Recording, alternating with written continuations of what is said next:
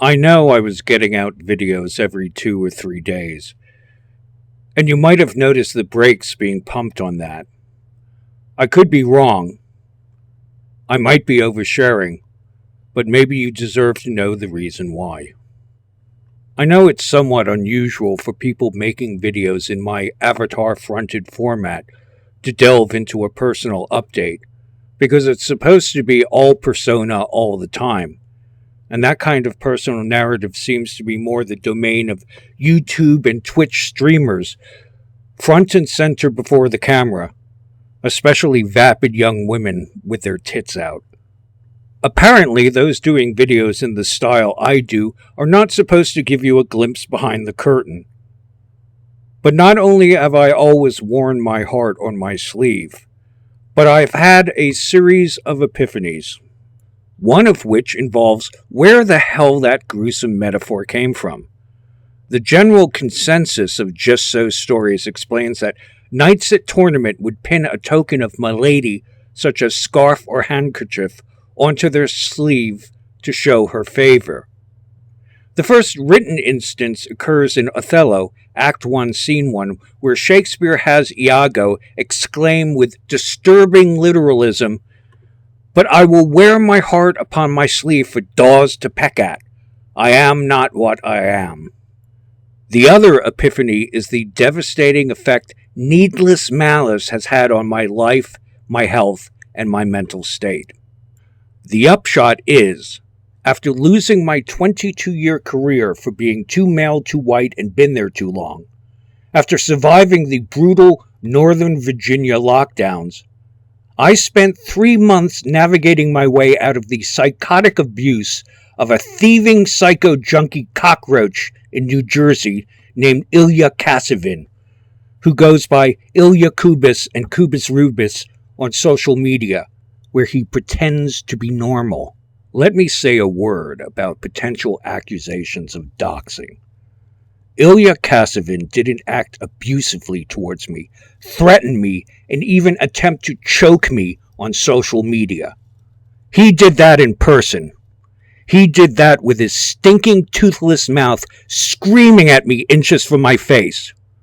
He has also threatened me and made disparaging comments on social media, and so he has opened the door on that.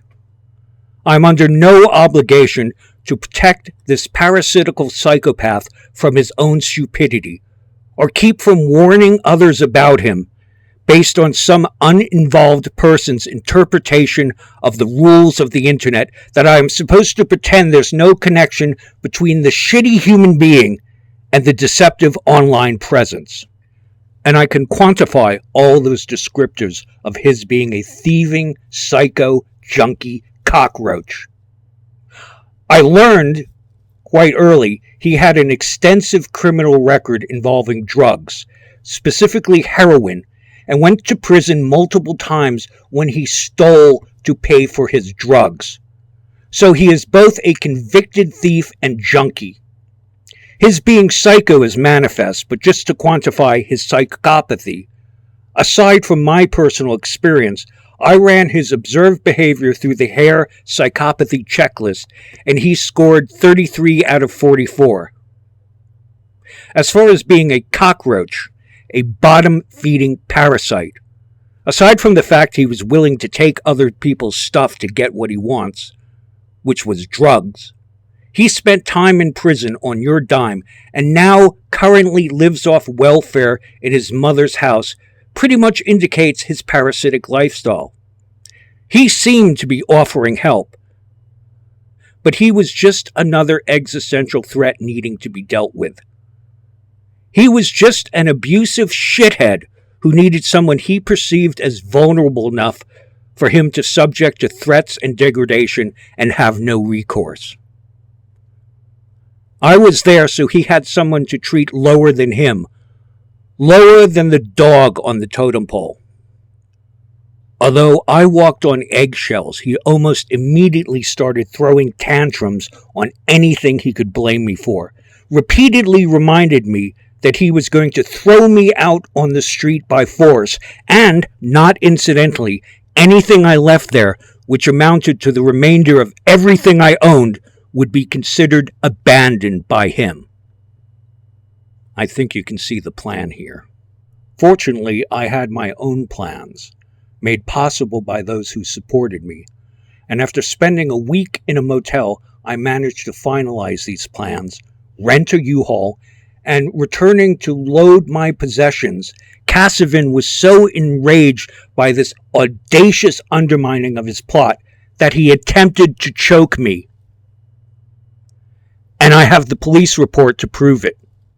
And if you don't think I'm dedicating an entire in-depth video to this thieving psycho junkie cockroach, then you don't know me. Especially when Ilya Kasavin was gracious enough to threaten me via messenger and direct message, and the police provided me with that report after they had a little talk with him, which, considering his extensive criminal record and him not wanting to have them in the house to discover he was growing dope in the basement, which is still illegal in New Jersey, that little talk was pretty brief. Remember, I lost a friend when she was shot 5 times in the back of the head by exactly this kind of abusive, entitled, dimensionless nutcase. We shouldn't wait until this kind of person reaches the nadir of their shit behavior before warning others. In any case, he is such a totally unoriginal, one-dimensional, abusive psychotic that the educational value in introducing people to the crude tactics of this type is undeniable. And that's all I will say before I spoil my very special episode on this runny human turd. I hired 2 guys from a moving company who blew into the house the next day under the watchful eye of the police, loaded my stuff, and I was out of there en route to Kansas. For someone already sick and debilitated, the 4 days of driving was tough and really took it out of me. But I made it. Again. The house I am in is nothing much. In fact, it came with the property, and my new friend and savior, Sean, bought it, and it's kind of a fixer-upper, considering the initial intent was to tear it down.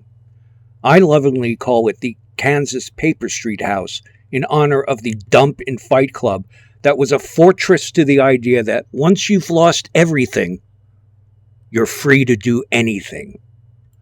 I may even start recruiting space monkeys. By the time I made it here, I was beat. I was sleeping the first couple days on my futon mattress on the floor, but that had to change because I found it nearly impossible to get to my feet, having to crawl to some boxes to even stand up. For someone who was a prodigious cyclist and could do some impressive squats a scant handful of years ago, before I was hit by a rogue wave of pure fuckery, this was pretty demoralizing. So were the headaches, which concerned me, especially waking up with a splitting headache. What concerned me even more was the seeming correlation between the heat being turned on and the headaches, especially since the furnace hadn't been serviced since 1998. To his credit, when I voiced those concerns, Sean immediately delivered a carbon monoxide detector, which is yet to so much as peep. That aside, the headaches got progressively worse, and as they got worse, they began to reveal their true nature. You see, if Kansas is anything right now, it's cold, dry, and dusty. I hadn't had sinus problems in years, and I had all the gear gathered in previous years of sinus problems, which really started when I had my nose and eye orbit fractured back in 1984, kicked in the head by bikers who jumped me because they were offended by my riding a Japanese motorcycle. Again, needless malice. My ethmoid sinuses are compromised by scarring and flaky nasal bone fragments from that incident. In pain, desperate, I stumbled through all the boxes, looking for my personal steam vaporizer, my Neomed Neti bulb, and my Navage nasal irrigator, which is battery-driven and sucks and blows, quite like Ilya Kasavin in prison, probably. And by going through the boxes, I finally determined that none of that stuff, none of it, got packed in my first move out of Arlington. So I accepted the additional expense and reordered these items from Amazon. And then, only then, learned that Amazon Prime, when delivering to a rural Kansas P.O. box, takes about 2 weeks. This is going to be rough. Let me explain. A sinus headache can be just pressure and pain, little more than a throbbing vascular headache, but it can be so much more and so much viscerally debilitating. It feels like there are acid-secreting blood maggots multiplying behind your nose, your eyes, and the bones of your forehead. You can only hang on for dear life, hoping that somehow, someway, the valve will turn, something you just can't make happen, and the pressure will be released. This can get so ridiculously nasty that your back teeth will start to ache. I can only imagine it is the same deep, desperate agony experienced by people who suffer from migraines or women who go through menstrual cramps. That's right, I said it. People get migraines, but only women get menstrual cramps. Come at me, bro. And then I remember that this condition and this situation was entirely done to me by other people for needless and trivial reasons. Because I rode a Japanese motorcycle. Because I was the wrong race and gender. Because I seemed an easy mark. And in that pain, with that recognition, it's easy to succumb to dark thoughts. But I've said it before, nothing makes my trigger finger itch like seeing a Harley. The other day I got one of those dry, cold, dusty air sinus headaches that was so bad that as I lay on a cot waiting for the sweet release of death, I realized I lost the ability to breathe automatically. Consider it. If you think of taking a breath, you will take a breath. If you think of not taking a breath, you will take a breath. If you don't think about breathing at all, you will still breathe. For some damn reason, that got short-circuited. I found that I had to consciously take a breath in order to breathe. If I didn't, I was not breathing. I spent hours in this condition, fairly concerned with what would happen if I fell asleep, until, yes, I fell asleep. And I woke up a couple or 3 hours later feeling as crappy as usual. Before you tell me it's also sleep apnea, let me say it's also sleep apnea, on top of everything else. I wake up every hour or so feeling more tired than when I fell asleep, agitated and with the need to move around before I succumb to the trap of sleep again, until I need to go back to sleep. Now I exist in the stay of execution state where I'm either having a full-blown sinus headache or feeling on the verge of one, like now. And so a video that should have taken a day to write and produce and upload has dragged out to 3 to 4 days simply because my ability to write and record and edit, let alone think, can be taken away from me with almost no notice. Also, I had a little help. In looking for a CT scan of my sinuses taken 20 years ago, just so I could show you, I had to pick up my old backup drive and turn it on. And a cord snagged, disconnected the computer's power cord, and I lost 1/3 of what I had written. That sort of thing has happened before, but I'm not nearly as resilient as before. Sean has assured me that I have already, in such a limited space of time, gone through enough to kill some people. That may be true, but despite what Nietzsche said, that which doesn't kill you doesn't necessarily make you stronger. Sometimes it just nearly kills you. And right now, I feel nearly killed. I am in the process of having my Medicare transferred to this little patch of Kansas, and so maybe I will be able finally to get the treatment I need for my gastritis, apnea, deconditioning, and all the rest, plus the new and improved version of terrible sinus headaches. And I have to bear up in the 10 days it's going to take for Amazon to replace that which got lost in a move. Maybe then I can get back on track and meet some sort of respectable schedule. I just didn't want anyone to think I was taking another 6-year hiatus. But I realize if I don't take care of what ails me now, I probably won't be here in 6 years.